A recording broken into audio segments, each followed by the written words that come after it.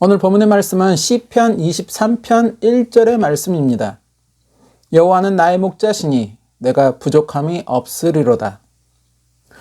성경구약의 시편은 총 150편의 시를 담고 있습니다. 많은 사람들의 시를 담고 있는 시편의 공통적인 중심 주제가 있다면 그것은 바로 하나님의 섭리일 것입니다.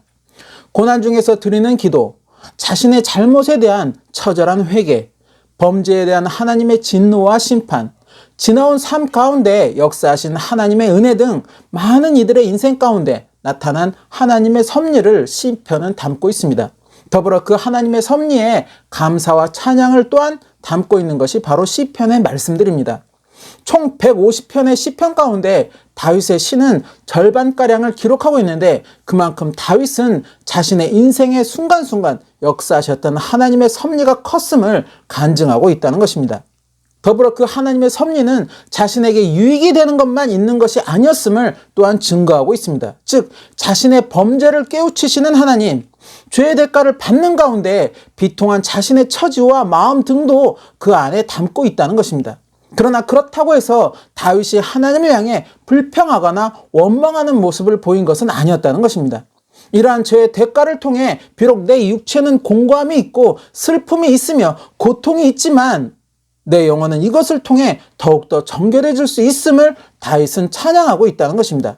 즉 하나님을 향한 또 사람을 향한 범죄함으로 인해서 하나님의 뜻에서 벗어난 죄인된 몸이지만 그러한 죄인이라도 하나님은 그 죄의 대가를 통해 자신의 죄에 대해서 통렬한 회개와 함께 하나님이 기뻐하시는 더 정결한 자의 모습으로, 더 거룩한 자의 모습으로 설 수 있도록 자신을 인도하시는 하나님의 섭리를 다윗은 찬양하고 있다는 것입니다. 훗날 다윗이 하나님 마음에 합한 자라는 칭호를 듣는 이유가 바로 여기에 있다는 것입니다. 사도행전 13장 21절에서 22절 말씀. 그 후에 저희가 왕을 구하거늘 하나님이 베냐민 지파 사람 기스의 아들 사울을 40년간 주셨다가 패하시고 다윗을 왕으로 세우시고 증거하여 가라사대 내가 이새의 아들 다윗을 만나니 내 마음에 합한 사람이라 내 뜻을 다 이루게 하리라 하시더니 다윗은 지금도 유대인에게 있어서는 가장 위대한 왕이라는 칭호를 듣는 인물이기도 합니다. 다윗이 성장하던 시기는 이스라엘이 부족들의 집합체에서 하나의 왕조 체제로 바뀌는 시점이었습니다. 즉 이전에는 부족 간의 우두머리를 중심으로 하여 부족끼리 서로 협력하는 부족 중심의 체제였다면 이제는 하나의 왕을 세우고 그 왕이 전 부족을 통합하여 다스리는 통일국가 체제로 바뀌는 시점이었다는 것입니다. 더불어 이것은 하나님의 어떠한 일방적인 명령으로 진행된 것이 아닌 이스라엘 백성들이 당시 선지자였던 사무엘에게 계속해서 요청했던 사항이었다는 것입니다. 즉 백성들은 자신들을 다스릴 왕을 세워달라고 사무엘 선지자에게 계속해서 요청하였다는 것입니다. 결국 백성들의 뜻대로 하나님은 그들을 다스릴 왕을 세우기로 하셨고 그렇게 초대 왕으로 베냐민 지파의 사울을 택하시게 됩니다. 그러나 사울 왕은 점점 사무엘 선지자의 말에 따르지 않고 독단적인 행보를 하여 사무엘 선지자와 마찰을 빚게 됩니다. 또한 당시 이스라엘 주변 민족인 블레셋 민족과의 충돌에서 고전하는 모습을 보이면서 사울 왕은 백성들의 신방에서도 점점 멀어지는 모습을 보이게 됩니다. 이에 하나님은 다시 새로운 왕을 택하시게 되는데 그가 바로 다윗이었습니다. 당시 다윗은 유다 지파 이새의 8번째 아들로 양을 치는 목동이었습니다. 성경을 보면 사무엘 선지자가 하나님의 뜻에 따라 새로운 왕을 세우기 위해서 유다 지파 이새의 집을 방문하였을 때 다윗의 형들은 용모와 신장이 과연 왕이 될 만큼 우수하였다고 이야기하고 있습니다. 그래서 사무엘 선지자는 그들 가운데 새로운 왕이 있을 줄 알았지만 하나님은 외모로 사람을 판단하지 않고 그 중심을 보아서 왕을 택하였다고 말씀을 하십니다. 사무엘상 16장 7절 말씀. 여호와께서 사무엘에게 이르시되 그 용모와 신장을 보지 말라. 내가 이미 그를 버렸노라. 나의 보는 것은 사람과 같지 아니하니 사람은 외모를 보거니와 나 여호와는 중심을 보느니라. 그렇게 선택된 사람이 바로 다윗이었다는 것입니다. 사무엘상 16장 11절에서 12절 말씀. 또 이새에게 이르되 내 아들들이 다 여기 있느냐? 이새가 가로되 아직 말째가 남았는데 그가 양을 지키나이다. 사무엘이 이새에게 이르되 보내어 그를 데려오라. 그가 여기 오기까지는 우리가 식사 자리에 앉지 아니하겠노라. 이에 보내어 그를 데려오매 그의 빛이 붉고 눈이 빼어나고 얼굴이 아름답더라. 여호와께서 가라사대 이가 그니 일어나 기름을 부으라. 그렇게 선택된 다윗은 이후 번뇌로 인해 고통받던 사울 왕의 요청에 의해서 뒤늦게 블레셋과의 전투 현장으로 불려져서 사울 왕 옆에 서게 됩니다. 그리고 그 이 전투에서 우리가 너무나도 잘 아는 다윗과 골리앗의 싸움이 일어나게 되고, 그렇게 다윗은 한순간에 국민적 영웅으로 등극하게 됩니다. 그랬던 다윗이었지만 백성들이 다윗을 자신보다 더 칭송하고 있다고 생각한 사울 왕의 시기로 인해서 그는 한순간 사울 왕에게 쫓겨다니는 그런 도망자의 신세가 되고 맙니다. 이후 블레셋과의 전투에서 사울 왕과 그 아들들은 죽게 되고 다윗은 드디어 도망자의 신세에서 벗어나 이스라엘 제2대 왕으로 등극을 하게 됩니다. 이후 그는 승승장구하였고 나라는 모든 면에서 평화를 누리게 됩니다. 그렇게 태평성대를 누리며 평안한 삶이 될 줄 알았던 다윗은 어느 날 밤 저 멀리에서 목욕하고 있던 밧세바라는 여인을 보게 됩니다. 그리고 그 모습에 순간 마음을 빼앗기게 됩니다. 신하를 통해 그녀가 자신의 충직한 장수 우리아의 아내였다는 것을 그가 알았으면서도 불구하고 다윗은 자신의 욕정을 이기지 못하고 그날 밤 여인을 범하게 됩니다. 그렇게 밧세바는 임신을 하게 되는데 다윗은 이러한 자신의 잘못을 감추기 위해 멀리 전장에 있었던 밧세바의 남편 우리아를 궁으로 불러들이는 그런 꼼수를 쓰게 됩니다. 그러나 우리아가 자신의 뜻대로 움직여주지 않자 결국 자신의 허물을 감추기 위해서 다윗은 자신에게 충직하였던 우리아 장군을 전장에서 죽게 만듭니다. 그리고 이제 우리아의 아내였던 밧세바를 정식으로 자신의 아내로 맞아들였고, 그렇게 밧세바가 임신한 아이는 왕궁에서 태어나게 됩니다. 그렇게 다윗의 잘못은 감춰지는 것 같았습니다. 그러나 이 모든 것을 하나님은 아셨고 당시 선지자였던 나단을 통해서 다윗의 범죄를 추궁하셨습니다. 그리고 그 대가로 인해 이후 다윗은 자신의 가정이 비참하게 무너지는 모습들을 계속해서 보아야만 했습니다. 왕궁에서 이제 갓 태어난 아이는 일주일을 병으로 앓다가 그렇게 죽어버렸고, 다윗의 아들들은 형제들끼리 서로 싸우고 죽이기까지 하였으며, 반역한 아들 압살롬으로 인해서 왕궁에서 벗어나 이리저리 도망다니는 또 도망자의 신세가 되었습니다. 또한 많은 백성들이 보는 앞에서 아들 압살롬이 자신의 아내들을 강간하였다는 소식을 또한 듣게 되었고, 자신의 명령에 충직했던 신하들조차 점점 자신의 명령을 무시하는 모습들을 보이기 시작하였다는 것입니다. 결국 자신의 충직했던 신하가 자신의 아들까지 죽이는 모습까지 보아야만 했으며, 마지막까지 끊이지 않는 후세의 다툼으로 인해서 쓸쓸한 말년을 보내게 되었다는 것입니다.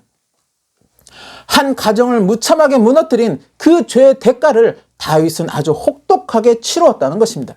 비록 그가 통치하였던 40여 년간 나라는 태평성대를 누렸지만 그의 가정은 처참하게 무너지고 있었다는 것입니다.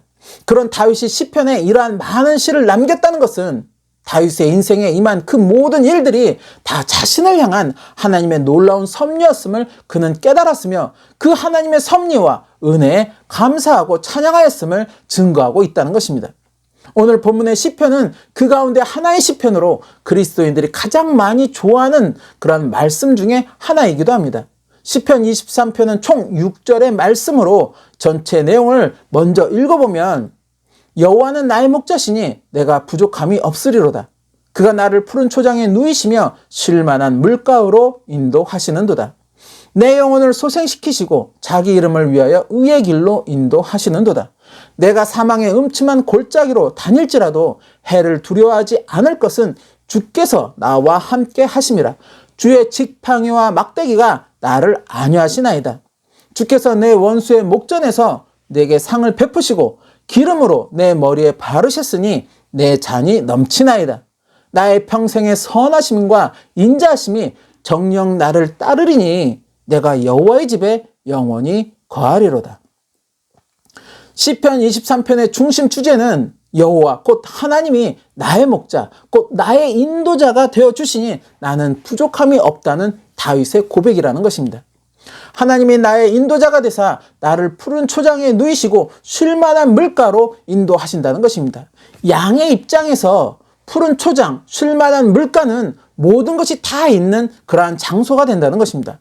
말 그대로 전혀 부족함이 없는 곳이 된다는 것입니다. 바로 그러한 곳으로 하나님은 나를 인도하여 주신다는 것입니다. 거기에 더불어 하나님은 내 영혼을 새롭게 소생시키시고 그렇게 나를 의의 길로 인도하여 주신다는 것입니다. 또한 하나님이 나와 함께 하시기에 그 하나님의 능력이 나를 보호하여 주실 것이기에 설사 자신이 사망의 음침한 골짜기, 곧 죽을 것 같이 힘들고 고통스러운 순간에 있다고 해도 그것으로 인해 받는 해를 나는 절대로 두려워하지 않을 것이라고 고백하고 있다는 것입니다. 왜? 내가 내 원수의 목전에 있다고 하여도 하나님은 그 앞에서 나에게 상을 베푸시고 기름으로 내 머리에 바르실 것이니까. 즉 하나님의 능력이 원수 앞에서도 나를 보호하여 주실 것을 내가 아니까 나는 그런 것에 대한 두려움이 없다는 것입니다. 그러면서 다윗은 마지막으로 자신의 평생에 그러한 하나님의 선하심, 그러한 하나님의 인자하심이 항상 자신과 함께하기를, 그렇게 자신은 하나님의 집에서 영원한 평강을 누리기를 바란다고 고백하고 있다는 것입니다. 많은 분들이 다윗의 이 고백을 되뇌이며 자신의 삶에도 부족함이 없는 삶, 곧 자신이 바라는 많은 것들이 채워지는 삶을 기대하게 되고 소망하게 된다는 것입니다. 그래서 많은 분들이 이 성경의 말씀을 좋아하고 있다는 것입니다. 그런데 다윗의 이 고백은 정말로 자신의 삶에 자신이 바라는 모든 것이 다 채워졌기에, 그래서 정말 부족함이 없는 그러한 삶을 그가 살았기에 그것을 감사해서 드리는 고백이 아니라는 것입니다. 인간이 바라는 부족함이 없는 삶, 그것은 한계가 없다는 것입니다. 많은 분들이 지금 내 앞에 놓인 어려운 산을 넘어가면 나에게 걱정은 없을 것이라고, 행복할 것이라고 생각을 하게 됩니다. 지금 내가 겪고 있는 이 병만 나을 수 있다면, 이 고통스러운 이 병, 내가 가지고 있는 이 병만 나을 수 있다면, 그래서 내가 건강을 다시 회복할 수만 있다면 이제 나에게 걱정은, 어려움은 없을 것이라고 생각하게 된다는 것입니다. 내 앞에 놓인 이 시험만 잘 통과할 수 있다면, 그래서 내가 원하는 학교에, 내가 원하는 직장에 들어갈 수만 있다면 내가 목표했던 것들을 바라보며 이제는 살아갈 것이라고 생각을 하게 된다는 것입니다. 지금 이 산만 넘으면, 지금 이 어려움만 벗어나면, 그런데 우리의 삶은 그렇지를 못하다는 것입니다. 지금 이 산을 넘고 나면 또 다른 산이 나를 기다리고 있다는 것입니다. 그리고 그 산을 또 넘고 나면 또 다른 산이 나를 기다리고 있다는 것입니다. 내가 바라는 부족함이 없는 삶도 이와 마찬가지라는 것입니다. 내가 원하는 것이 채워지면 또 다른 원하는 것이 생긴다는 것입니다. 그리고 그렇게 또 다른 것이 채워지면 또 다른 것이 채워지기를 내 마음은 바란다는 것입니다. 그래서 어느 목사님은 이야기하시기를, 사람의 마음은 아마도 이 지구의 모든 것을 다 자기 것으로 소유한다고 해도 그럼에도 불구하고 무언가 부족함을 느끼게 될 것이라고 말씀을 하셨다는 것입니다. 그렇게 이러한 마음으로 다윗의 이 고백, 곧 하나님이 나의 목자시니 내가 부족함이 없다는 고백, 즉 하나님이 내가 부족함이 없도록 나에게 많은 것을 채워주실 것이라는 그러한 소망은 하나님의 뜻과는 거리가 먼 소망이라는 것입니다. 다윗의 이 고백은 실제로 다윗이 한 나라의 왕이었기에 그렇게 그가 세상에서 부와 권력, 명예를 모두 누리며 그렇게 살 수 있었기에, 그래서 마치 사람들이 보기에 그는 정말 부족함이 없는 것 같은 그러한 삶을 살았기에 하였던 고백이 아니라는 것입니다. 남들이 보기에는 그가 그러한 삶을 살았을지 몰라도 실제로 그의 삶은 굴곡이 많은 삶이었고 쓸쓸한 삶이었으며 많은 아픔과 고통을 감내해야 하는 그러한 삶이었다는 것입니다. 그럼에도 그가 이 고백을 할 수 있었던 것은 비록 자신의 삶은 굴곡이 많은 삶이지만, 쓸쓸한 삶이지만, 많은 아픔도 또 고통도 그렇게 감내해야 하는 그러한 삶이지만, 오히려 그것으로 인해 내가 하나님 앞에 교만하지 않을 수 있었으며 하나님 앞에 더 정결하기를 힘쓸 수 있었다는 것입니다. 바로 하나님이 이 나의 부족함을 깨닫게 해주셨기에, 그래서 내가 하나님 앞에 늘 겸손할 수 있었기에 이제 내 영혼이 가는 길은 정말 부족함이 없는 그러한 길이 되었다는 것을 다윗은 이 시편의 말씀으로 고백하고 있다는 것입니다. 내가 이 세상에서 누릴 것을 바라면서 하나님이 나의 목자가 되어달라고 고백하는 것은, 그렇게 내가 원하는 것들을 하나님이 채워달라고 요구하는 그런 고백은 하나님이 바라시는 고백은 아니라는 것입니다. 물론 내 앞에 놓인 어려움에서 내가 벗어날 수 있도록, 또 이것을 이겨낼 수 있도록 하나님이 나의 목자가 되어주사 나에게 힘을 주시고 나에게 지혜를 주시며 또 도움이 되어 주시라는 그러한 고백이 잘못된 고백은 아니라는 것입니다. 내가 살아가는 삶이, 또 내가 사랑하는 이들의 삶이 모두 형통하고 건강한 삶이 되도록 하나님이 저와 그들의 목자가 되어달라고 고백하는 것이 잘못된 고백은 아니라는 것입니다. 오히려 더 간절함을 담아서 우리는 간구해야 하고 또 기도해야 하는 것입니다. 그러나 그 결과가 자신이 바라는 부족함이 없는 삶과 다르다고 해서, 차이가 있다고 해서 하나님은 없다고 말한다거나 또 하나님의 능력을 부인하는 것은 분명 잘못된 생각이라는 것입니다. 나는 내 앞에 놓인 상황만을 바라보게 되지만 하나님은 내 영혼의 길을 바라보신다는 것입니다. 그래서 내 영혼의 길이 구원의 길이 될 수 있도록 하나님은 나를 인도하여 주신다는 것입니다. 그러기에 때로는 내가 생각하는 부족함이 없는 그런 소망에 하나님이 주시는 결과가 다를 수도 있다는 것입니다. 그러나 하나님은 분명 그것을 통해서 나에게 결국은 선이 될 수 있도록 나의 길을 인도하여 주신다는 것입니다. 로마서 8장 28절 말씀. 우리가 알거니와 하나님을 사랑하는 자 곧 그 뜻대로 부르심을 입은 자들에게는 모든 것이 합력하여 선을 이루느니라. 어떻게? 그러한 하나님의 뜻을 내가 믿으면, 그러한 하나님의 뜻을 내가 인내로 순종하면, 그렇게 하나님과 언제나 동행하는 삶을 내가 살아간다면 분명 하나님은 내 영혼의 길을 구원의 길로, 부족함이 없는 저 푸른 초장, 쉴만한 물가의 곳으로 나를 인도하여 주시리라는 것입니다. 저와 여러분 모두가 바로 그러한 길로 가게 되시기를 소망합니다. 그래서 결국에 부족함이 없는 장소에서 영원한 행복을 누리시는 그러한 축복이 함께 하시기를 예수님의 이름으로 축원합니다.